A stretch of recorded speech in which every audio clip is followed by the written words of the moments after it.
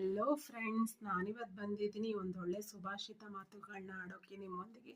ಬನ್ನಿ ಸ್ಟಾರ್ಟ್ ಮಾಡೋಣ. ಇವತ್ತು ಮೋಟಿವೇಶನಲ್ ಸ್ಪೀಚಿಂದ, ಇನ್ಸ್ಪೈರೇಷನಲ್ ಸ್ಪೀಚಿಂದ.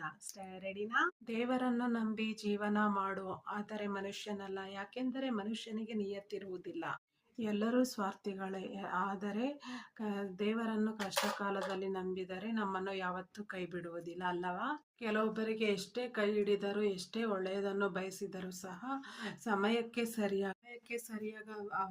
ಸರಿಯಾಗಿ ಅವರ ಬುದ್ಧಿಯನ್ನು ತೋರಿಸಿ ಬಿಡುತ್ತಾರೆ. ಏಕೆಂದರೆ ಕಾರಣವಿಷ್ಟೇ, ಎಲ್ಲರಿಗೂ ಅವರವರ ಸ್ವಾರ್ಥ ಜೀವನವೇ ಹೆಚ್ಚು.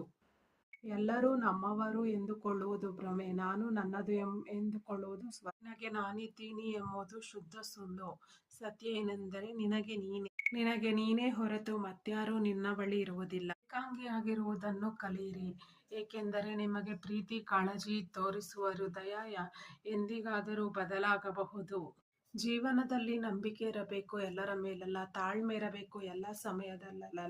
ವಿಶ್ವಾಸ ಇರಬೇಕು, ಎಲ್ಲರ ಮೇಲಲ್ಲ. ಆಸೆ ಇರಬೇಕು, ಎಲ್ಲರ ಮೇಲಲ್ಲ.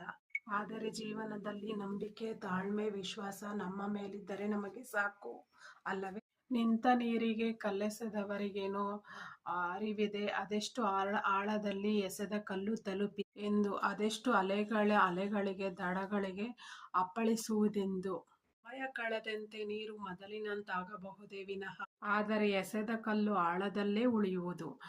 ಇದನ್ನು ಹೇಳ್ತಾ ಜೀವನವನ್ನು ಹೆಂಗೆ ರೂಪಿಸಿಕೊಳ್ಳಬೇಕೆಂಬುದನ್ನು ನಾನು ಈ ವ್ಲಾಗ್ನಲ್ಲಿ ನಿರಂತರವಾಗಿ ಕೆಲವು ಮೋಟಿವೇಶನಲ್ ಸ್ಪೀಚ್, ಕೃಷ್ಣವಾಣಿ ಮತ್ತು ತಿಳಿದವರ ಹಿತವಚನದ ಮೂಲಕ ನಿಮಗೆ ಹೇಳುತ್ತಾ ಬಂದಿದ್ದೇನೆ.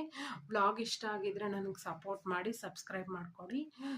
ಇನ್ನು ಯಾವ ಥರ ವ್ಲಾಗ್ಸ್ ಮಾಡಬೇಕಂತ ನೀವು ಅಪ್ಡೇಷನ್ ಕೊಡಿ, ಕಮೆಂಟ್ಸಲ್ಲಿ ತಿಳಿಸ್ಕೊಡಿ.